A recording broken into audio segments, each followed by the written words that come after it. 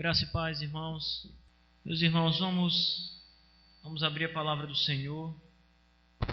Evangelho de João, capítulo 4. Vamos ler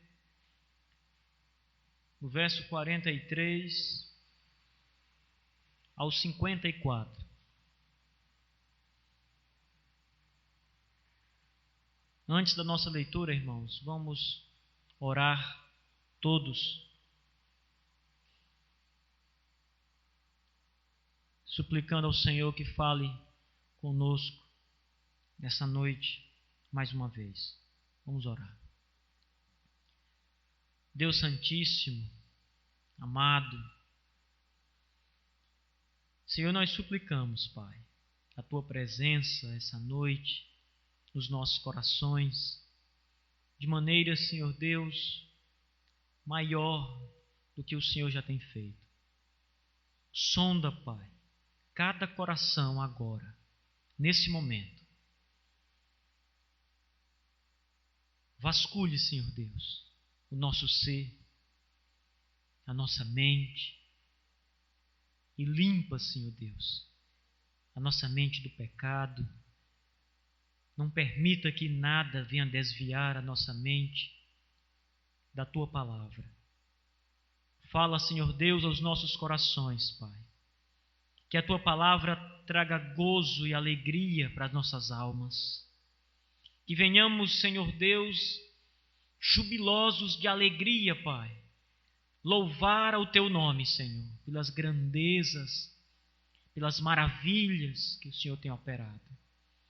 Ó Deus amado, fala com cada um de nós, Senhor Deus, hoje. Trabalhe, Senhor Deus, com o Espírito Santo em nosso ser. Que a Tua palavra, Senhor, seja completamente, Pai, compreendida pelo Teu povo que aqui está. Senhor, nós te pedimos isso, no nome santo e precioso do Senhor Jesus Cristo, Teu Filho amado. Amém. A palavra do Senhor diz assim, irmãos: Passados 2 dias partiu dali para a Galileia, porque o mesmo Jesus testemunhou que um profeta não tem honra na sua própria terra.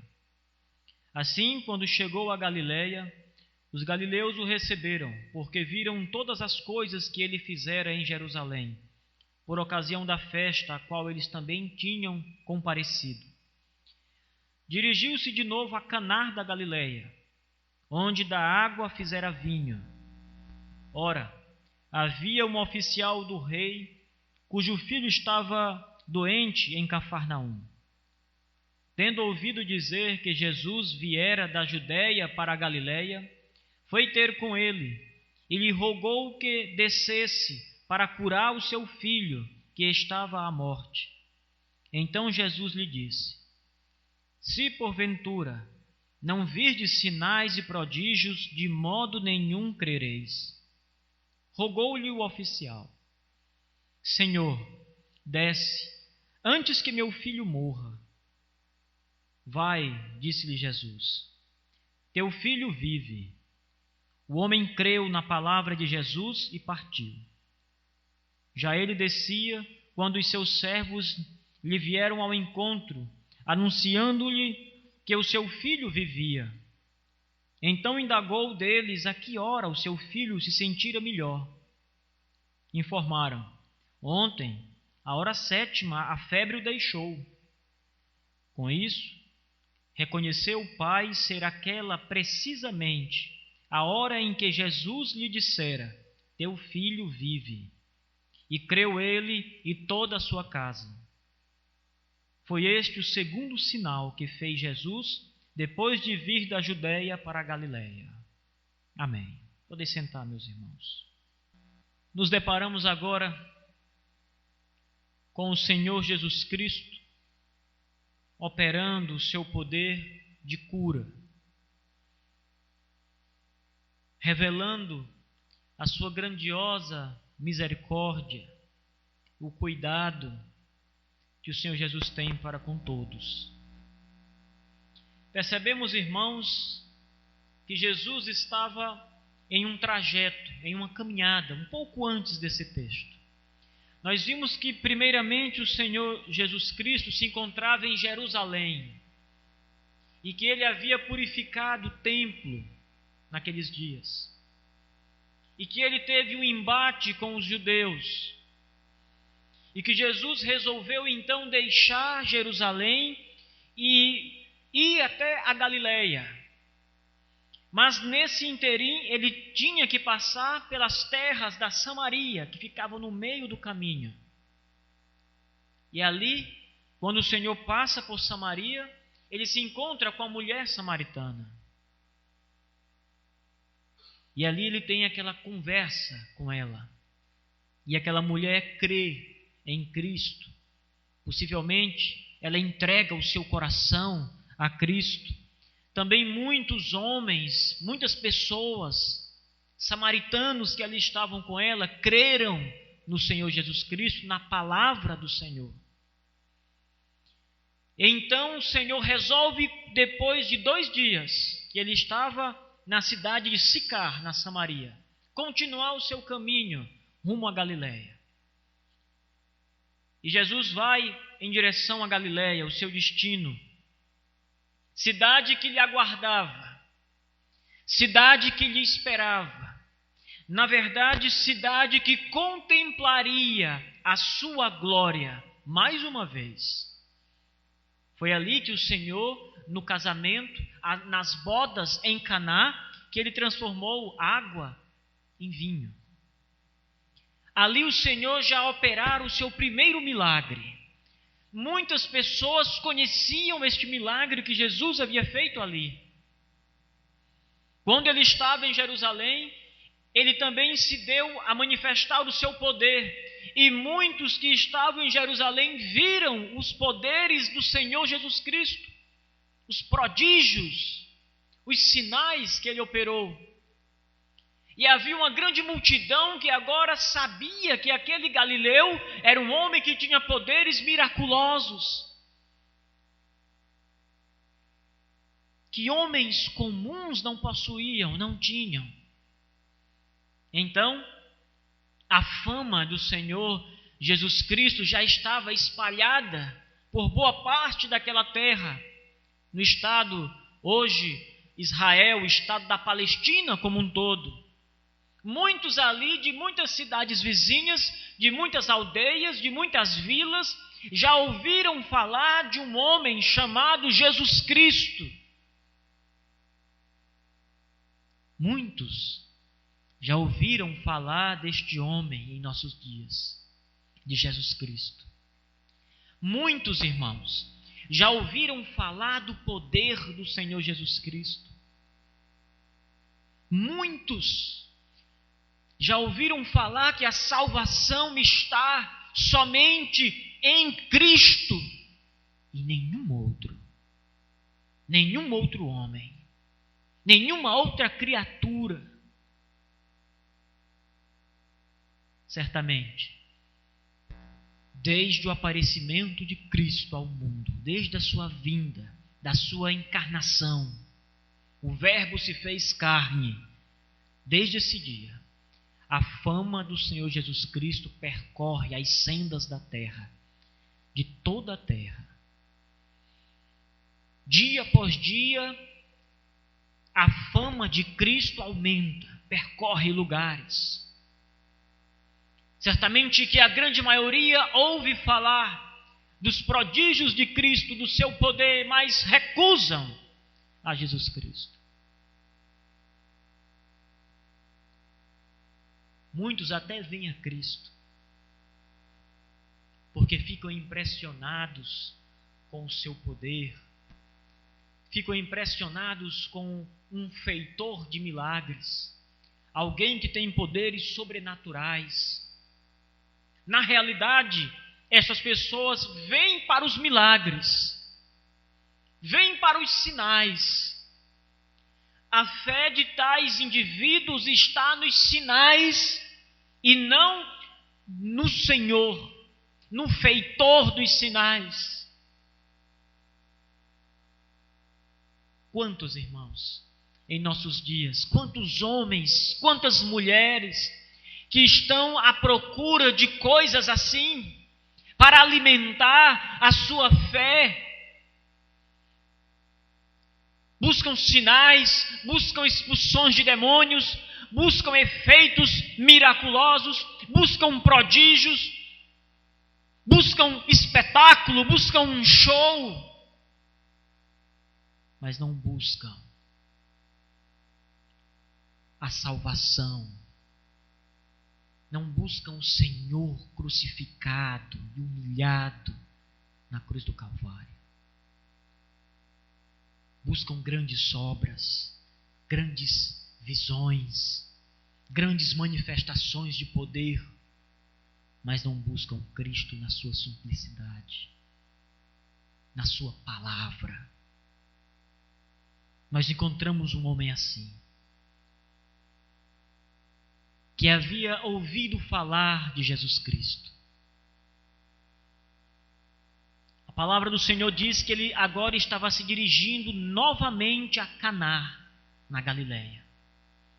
Próximo a Caná havia um vilarejo chamado Cafarnaum, muito falado em toda a Bíblia. Na verdade, Cafarnaum ficou tão conhecida nas Escrituras Sagradas, que foi o ponto aonde Cristo, um dos pontos onde Cristo mais operou. E muitos chamam Cafarnaum como sendo o quartel-general do Senhor Jesus Cristo na terra. E havia um homem naquela cidade. Ele era um alto servo de Herodes Antipas. Na verdade, o nosso texto diz o nome rei. Dirigiu-se de novo a Caná da Galileia, aonde a água fizera vinho. Ora, havia um oficial do rei, cujo filho estava doente em Cafarnaum.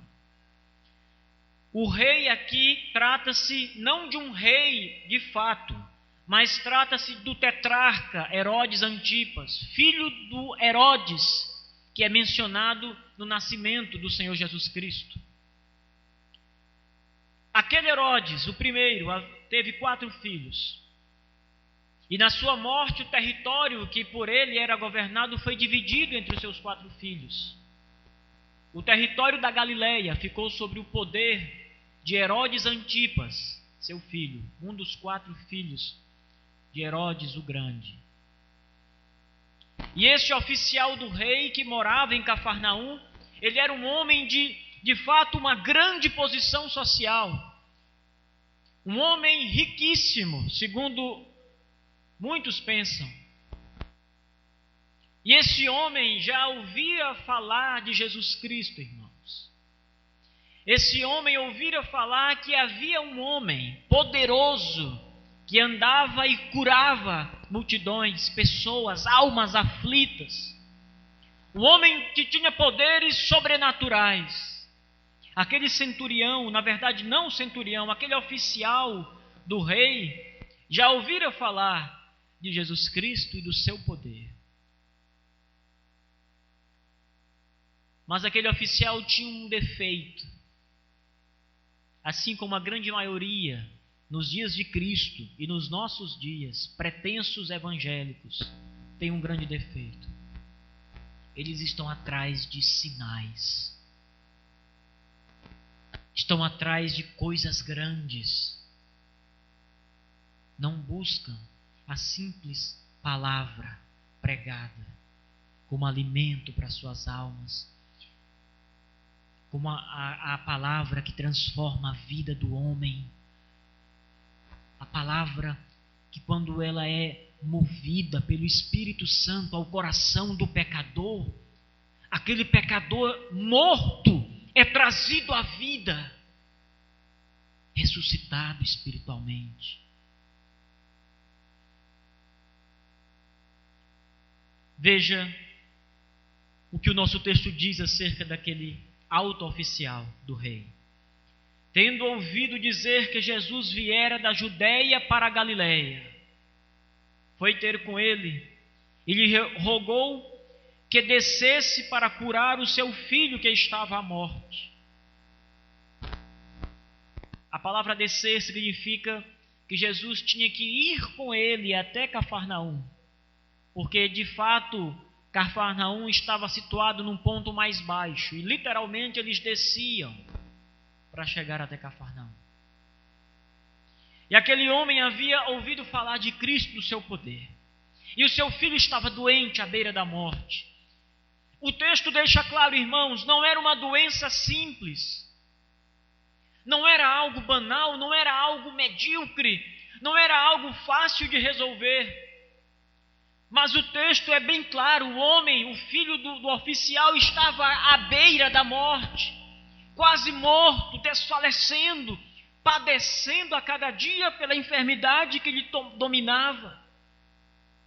Certamente aquele homem, como sendo um homem um alto oficial do rei, ele gastou dinheiro com seu filho, ele cuidou do seu filho, ele tratou o seu filho, medicamentos, o que foi necessário levar para curar aquele rapaz, ele fez. Mas o texto diz que ele estava à beira da morte.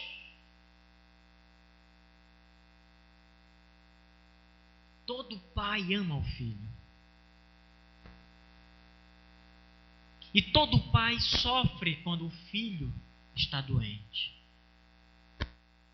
Há uma mistura de sentimentos quando se é um pai cristão, de confiança em Deus, fé, esperança, aflição, medo. Essas coisas dominam o nosso ser. E nós ficamos com essas aflições, nós ficamos com esses sentimentos, com essa angústia, com essa fé, esperança. Aquele homem estava se sentindo assim, angustiado, porque o seu filho estava quase morto. Não sabemos o que tanto ele fez, o que ele procurou para curar o seu filho.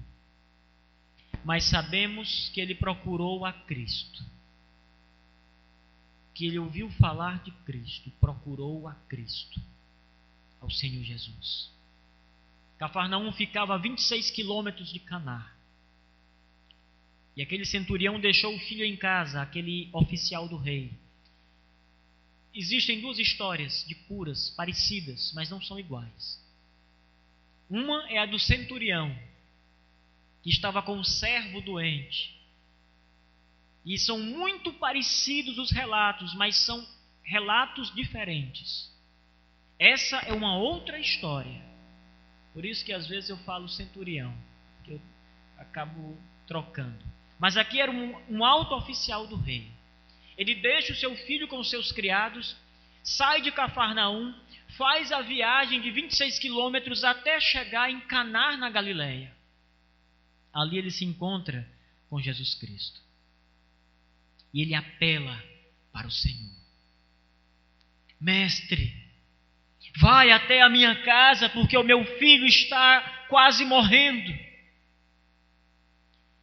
Irmãos, às vezes nós erramos porque não conhecemos a Deus.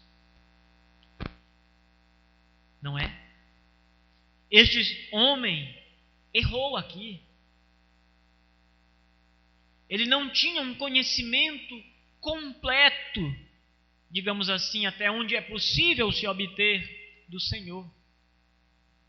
O que ele sabia de Cristo ainda era muito limitado,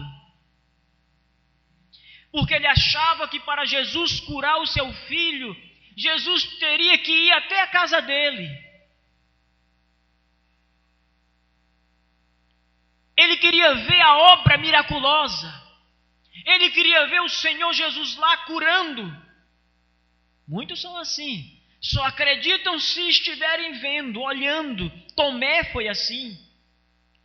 Quando o Senhor ressurgiu dos mortos e os apóstolos tomaram conhecimento e disseram ao único que não sabia, Tomé. E Tomé disse, de modo nenhum crerei, se eu não ver o seu lado aberto e não meter o meu dedo nas suas feridas. Ele só cria se ele visse, de fato, as chagas de Cristo.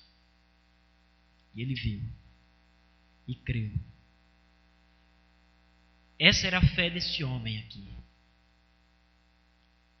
Ele queria ver, contemplar, olhar, ver os sinais, ver a maravilha sendo realizada.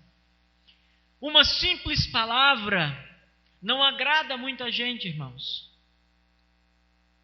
Muitos crentes hoje buscam exatamente isso, têm a mesma fé de Tomé. Na verdade, Jesus disse que ele era incrédulo. Tomé, não sejas incrédulo, seja crente. Porque para ele crer, ele precisava ver.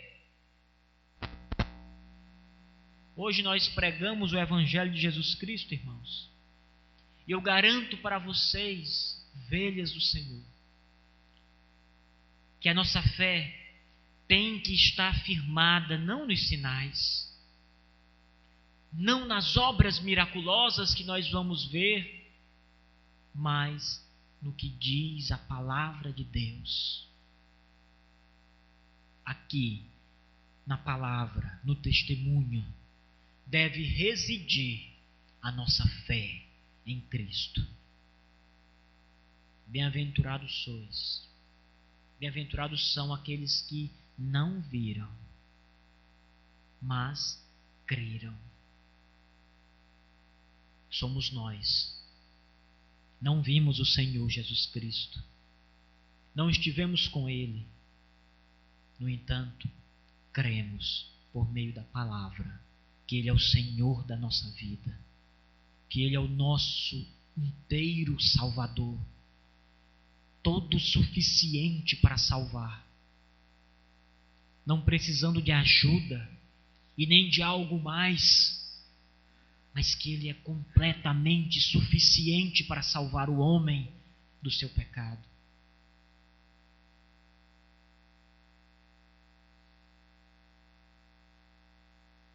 Jesus diz para ele: se porventura não virdes os sinais e os prodígios, de modo nenhum crereis. Senhor, vem até a minha casa. Vem depressa, o meu filho está quase morto. Se você demorar muito, ele morre e não tem mais jeito. Veja como ele tinha uma fé ainda falha. Não uma fé, mas ele tinha um conhecimento falho, limitadíssimo do poder de Deus. Primeiro, Jesus tinha que ir até a casa dele, ele achava. Segundo, se Jesus demorasse muito, tudo estava perdido. O seu filho ia morrer e agora as coisas estavam liquidadas. Meus irmãos, nós precisamos ter fé, irmãos.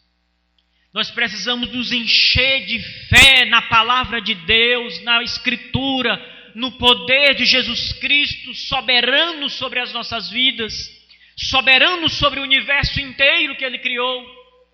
Abraão, quando estava para sacrificar o seu filho em cima de um altar de pedra, o escritor de Hebreus diz que ele ia mesmo sacrificar, porque ele acreditava que Deus era poderoso para ressuscitar Isaque dos mortos.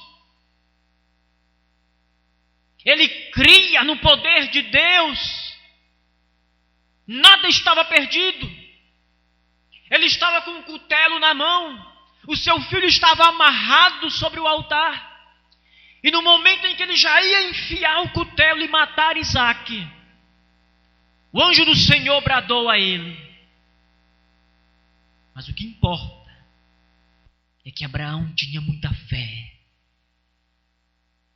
Fé.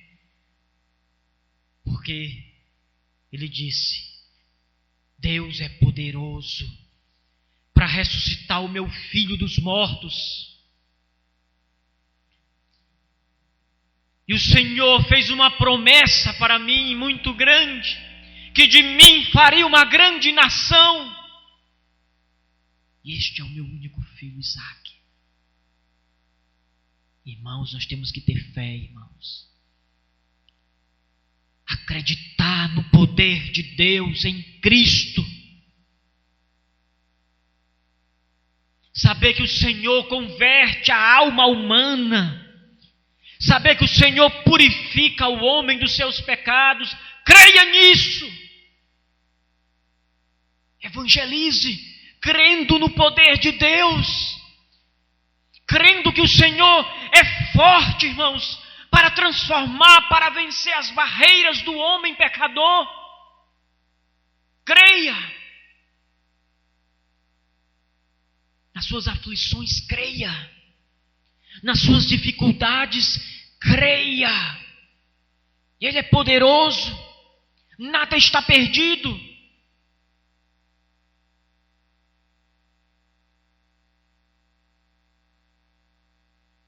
Aquele oficial precisava ver. E Jesus sabia disso. Se não verdes sinais e prodígios, de modo algum crerá. Não deixe a sua fé estar embasada em sinais, irmãos, em sonhos, em revelações que alguma pessoa traz até você, como sendo do Espírito Santo. Não tenha fé nisso. A nossa fé está na palavra de Deus. Nós cremos e confessamos isso, que a Bíblia é a nossa única regra de fé e de prática.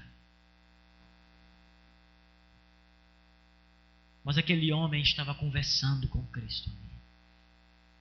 E o Senhor é poderoso para mudar o coração daquele homem também, como Ele fez conosco. Diz o nosso texto: rogou-lhe o oficial: Senhor, desce, antes que meu filho morra. Jesus diz para ele: vai, teu filho vive.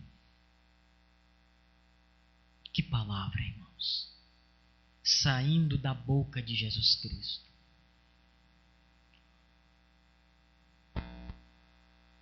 Que alegria, que felicidade para aquele pai aflito.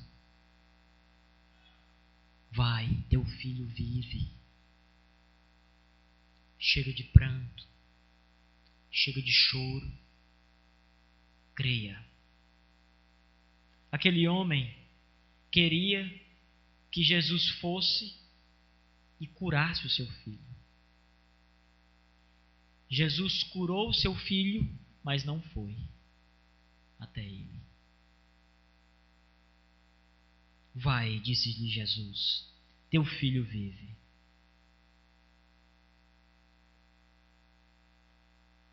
O homem creu na palavra de Jesus e partiu. Houve uma mudança naquele homem ali. Ele precisava de sinais para crer, para ver, como muitos em nossos dias. Mas Jesus disse: o teu filho vive, pode ir. E a Escritura relata, irmãos, que aquele homem creu na palavra de Jesus Cristo. Ele não tinha visto o filho curado. Ele não sabia, de fato, por ver, que o seu filho já estava bom agora, naquele momento. Mas a Escritura diz que ele creu. Ele confiou no que Jesus lhe disse. Ele acreditou com toda a sua fé que o seu filho estava vivo, que Jesus operou uma transformação naquela criança. Se aquele homem não cresce, ainda assim, o seu filho já estava curado, irmãos. Ainda assim, a enfermidade foi banida, tirada. Mas ele creu na palavra. Creu na palavra. Como é importante, irmãos, que a nossa fé esteja na palavra de Deus. Como é importante, irmãos, a nossa base, a nossa firmeza, a nossa confiança. Ela tem que vir da Bíblia. Toda a nossa fé tem que ter uma base bíblica. Os nossos dias são maus. Muito maus. Porque em muitas igrejas há muitos profetas, como havia em Israel nos dias de Jeremias, profetas que profetizavam aquilo que o Senhor não falou. Mentirosos.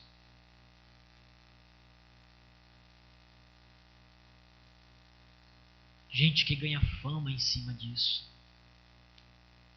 Gente que ganha dinheiro em cima disso. E muitos irmãos estão seguindo essas revelações, esses profetas, e estão deixando a Bíblia. Estão deixando a testemunha fiel, a palavra de Deus. Se confrontarmos a Bíblia com uma revelação, muitos vão ficar com a revelação humana, falsa, e vão descartar a verdade da Escritura Sagrada.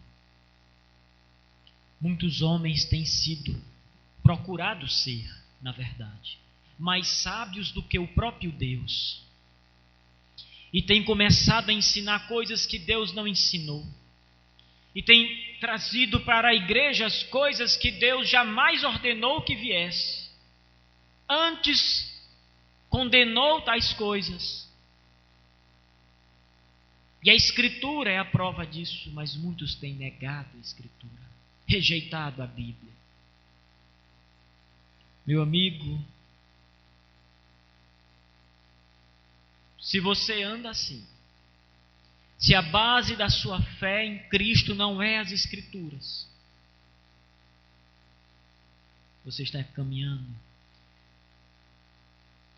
por um terreno muito perigoso, que pode te levar para a morte. Se a base da sua fé não vem da Bíblia,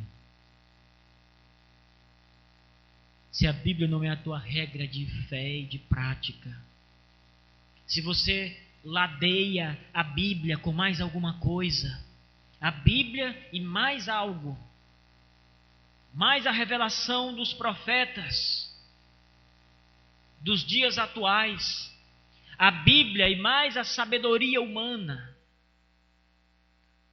você está caminhando por um local que nenhum filho de Deus jamais andou.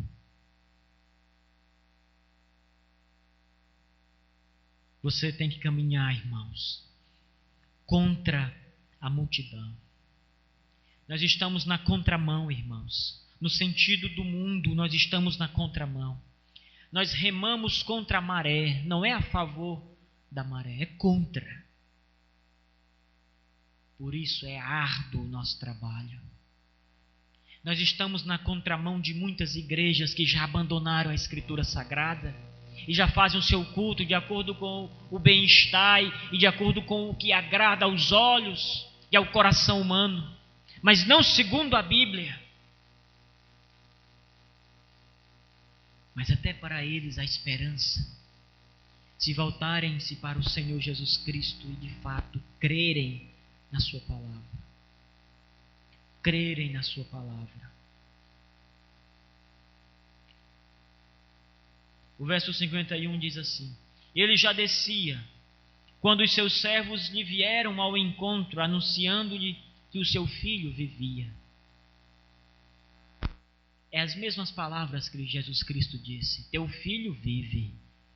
Os servos, quando encontraram o seu senhor, o oficial, eles ficaram tão cheios de alegria quando o filho ficou bom, que eles correram até a cidade de, não Cafarnaum, até a cidade de Caná, na Galileia, para se encontrar com o oficial do rei, para dar a grande notícia que o seu filho já estava curado.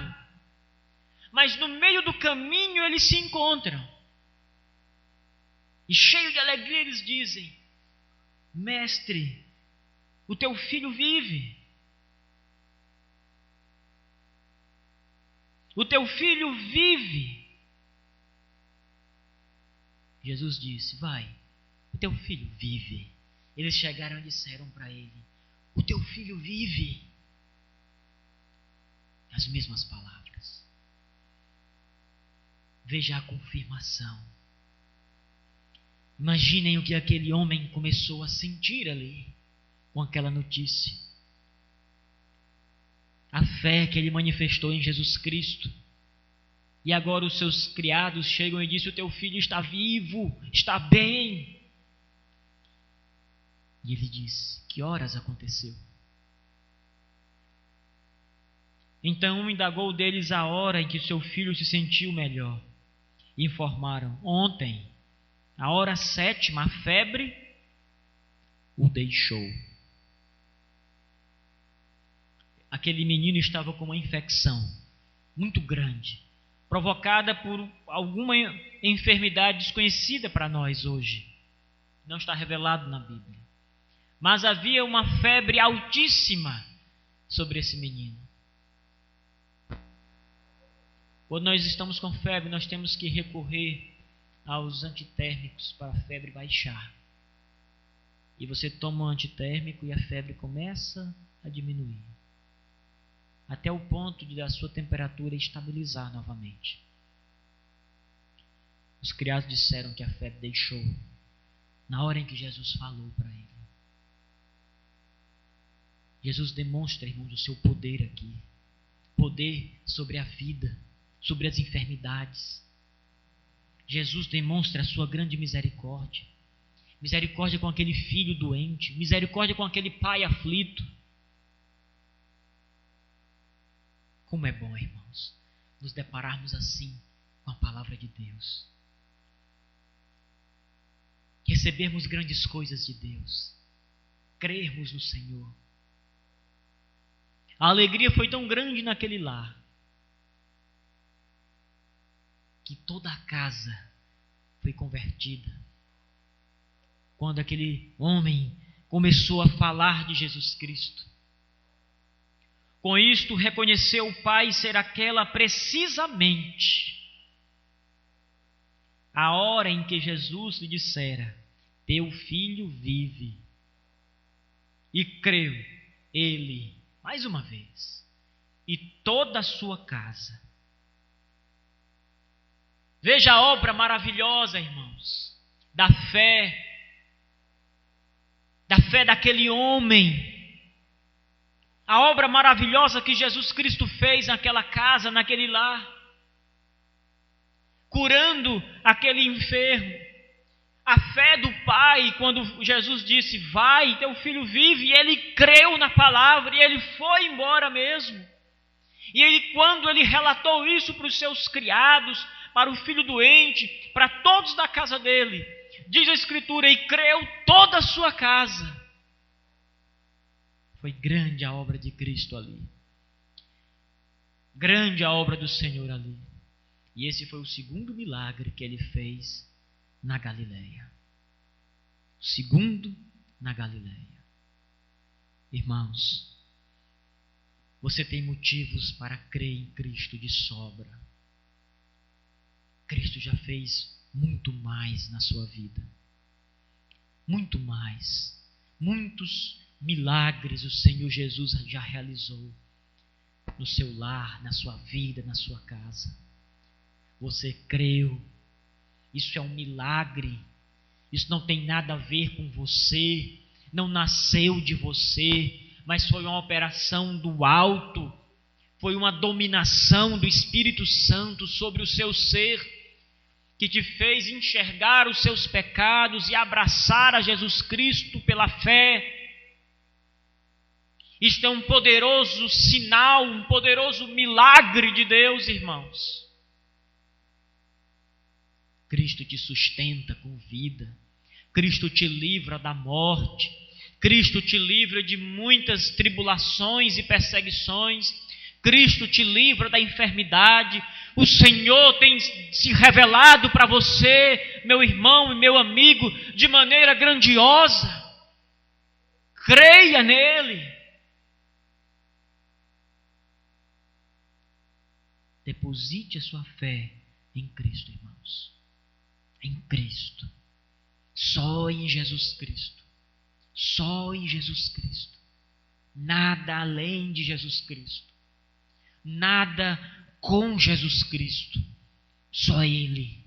Unicamente nele. Crendo nele. Aceitando a sua palavra como ela diz, inteiramente como ela está. Essa é a fé dos apóstolos. Esta é a fé bíblica que nós abraçamos e cremos. Você tem motivos, irmãos, para crer em Jesus. Você não precisa de sinais, irmão. Não corra para as igrejas dos sinais. Não corra para as igrejas das grandes promoções. Não corra para as igrejas dos milagres, para as curas, para as expulsões de demônios. Corra para uma igreja que prega a palavra de Deus inteira, como ela é. Corra para um lugar onde você pode ser confrontado com os seus próprios pecados. Corra para um lugar onde você é chamado ao arrependimento e a abandonar uma vida de miséria e de pecado. Corra para um lugar, para alguém que fale de Jesus Cristo, o Filho de Deus, poderoso, Senhor do céu e da terra. É aí que você tem que estar. Esta é uma igreja, irmãos, onde Cristo é honrado acima de tudo.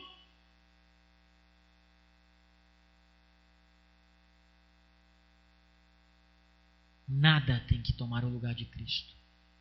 Nada deve estar ladeado com Cristo, nem as coisas mais importantes da nossa vida.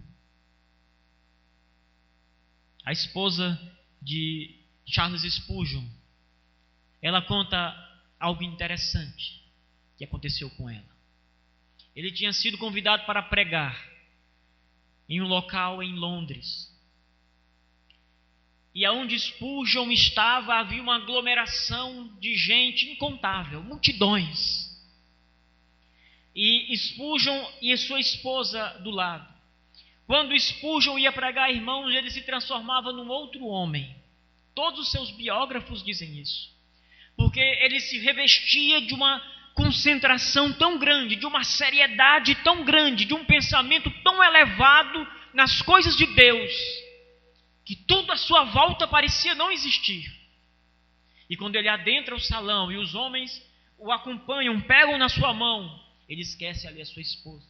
E ele entra de uma vez em uma determinada sala, e ali ele nem lembra mais da sua esposa.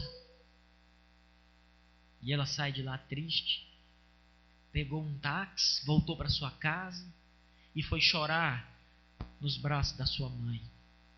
E ali ela começou a contar o que aconteceu. E a sua mãe deu um rico conselho para ela. Ela disse: minha filha, você casou com o ministro de Jesus Cristo, do Evangelho. Não tente desviar ele do seu caminho e nem procure ladear-se a Deus ou colocar-se à frente de Deus. Depois Spurgeon volta, depois de tudo, pergunta pela sua esposa, e ele dá, quando se encontram, e ela confessa o que aconteceu. E Spurgeon diz: minha filha, minha esposa, saiba desde hoje que o meu Deus é a coisa mais importante da minha vida. Eu amo você, mas o Senhor está à frente. E ela diz que nunca esqueceu essa lição. E nunca mais ela tentou ficar lado a lado com as coisas de Deus, como se fosse do mesmo valor. Deus está em primeiro lugar, irmão, só Ele. Que o Senhor nos abençoe. Amém. Fiquemos de pé e vamos orar mais uma vez, irmãos.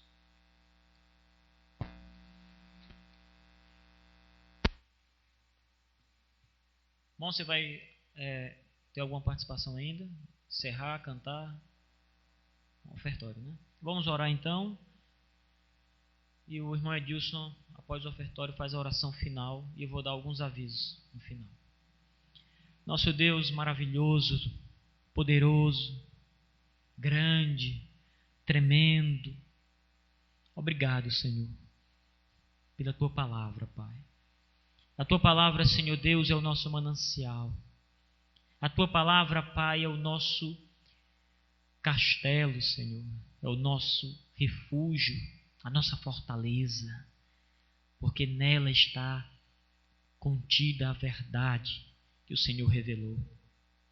Muito obrigado, Senhor, pela fé que o Senhor nos deste. Fé na Tua palavra. Ó Deus, aumenta, Pai, a nossa fé. Continue, Deus, trabalhando em nossos corações, Senhor. Traga, Senhor Deus, aos Teus pés, por meio da Tua palavra, aqueles que ainda recusam, Senhor, se encontrar contigo. Ó Deus, agora mesmo, Senhor, nesse momento, ande, Senhor, pelos corações, pelos nossos corações, Pai, com Teu Espírito Santo. E nos faz, ó Deus, amar a Tua palavra, Senhor. Nos faz, ó Deus, confessar a Jesus Cristo como o nosso Senhor e o nosso Salvador. Ó Deus, que o sentimento de pecado, Senhor, se apodere de todos nós, Senhor, para reconhecermos a nossa falha, Senhor Deus. O quanto nós pecamos, Senhor. O quanto nós negligenciamos a Tua lei, Senhor Deus. Visita, Senhor, a Tua igreja, Pai. O Senhor prometeu que a Tua igreja é uma igreja que andava crescendo. Opere, Senhor Deus, em nosso meio. Trabalhe, Senhor, em nossos corações. Que a Tua palavra, Senhor, frutifique. Que a Tua palavra aumente, Senhor Deus, a nossa confiança. Ó Deus, salva os pecadores, Senhor. Salva os pecadores, Senhor Deus, que andam rebeldes contra a Tua palavra. Que estão, Senhor Deus, em contínuo desacordo com o Senhor. Que a Tua misericórdia, Senhor, os alcance. Abre os olhos, Pai, dos nossos familiares, nossos pais, mães, nossos irmãos. Ó Deus, abre os olhos, Senhor, para que toda a nossa casa, Senhor, seja ganha pelo sacrifício de Cristo. Opere, Senhor, em nosso coração. Use, Senhor Deus, os Teus filhos como instrumentos para levarmos a Tua palavra adiante, Senhor. Em nome de Jesus Cristo. Amém.